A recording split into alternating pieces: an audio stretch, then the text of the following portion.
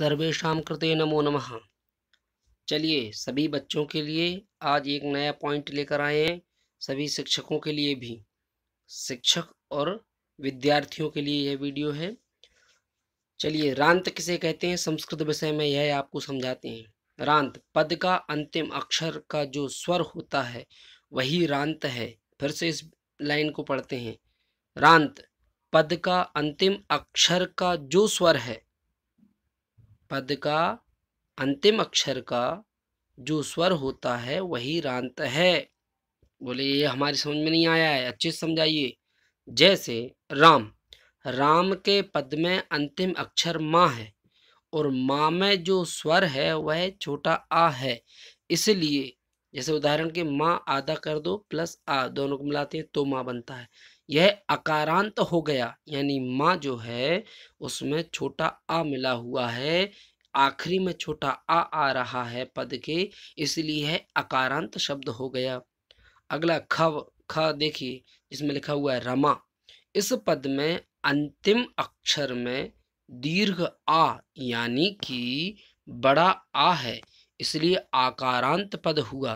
देखिए ये राम, माँ छोटा है, रमा यहाँ पर माँ बड़ा है, तो जहाँ पर बड़ा हुआ है, बड़ा रमा में बड़ा आ है तो ये हो गया आकारांत।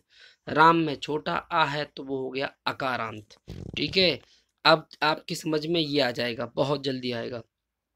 ठीक इसी प्रकार नारी, ई दीर्घ है, बड़ी ई है तो ये हो गया ईकारांत। भानु बड़ी ऊ है, ये हो गया ऊकारांत। पितृ, ता में ऋषि वाली री लगी हुई है तो ये हो गया ऋकारांत। राजन, इसमें नाम है हलंत लगा हुआ है, इसलिए हलंत की संज्ञा में आते हैं यह शब्द, है ना। राजन आदि शब्द, भवत शब्द, यह सब जो है हलंत शब्दों की संज्ञा में आते हैं। तो आप समझ गए होंगे रांत किसे कहते हैं। जिस नाम के आखिरी अक्षर में जो स्वर लगा होगा वही उसका रांत होगा। राम जैसे लिखा हुआ है यहाँ पर, माँ में छोटा आ है इसलिए अकारांत। यहाँ पर खा में रमा लिखा हुआ है, रमा के माँ में बड़ा आ है इसलिए आकारांत। यहाँ पर नारी, ई बड़ी ई है आखिरी में तो ईकारांत। भानु, नाम में बड़ी ऊ है इसलिए ऊकारांत।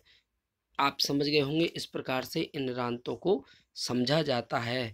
तो हमारे शब्दावली में जितने भी शब्द हैं उनके आखिरी में जो स्वर आता है उसी को हम रांत कहते हैं। अकारांत, इकारांत, उकारांत, ऋकारांत, लृकारांत आदि। तो आप सभी इसी प्रकार वीडियो को देखते रहें और लाइक करें, शेयर करें। बहुत बहुत धन्यवाद।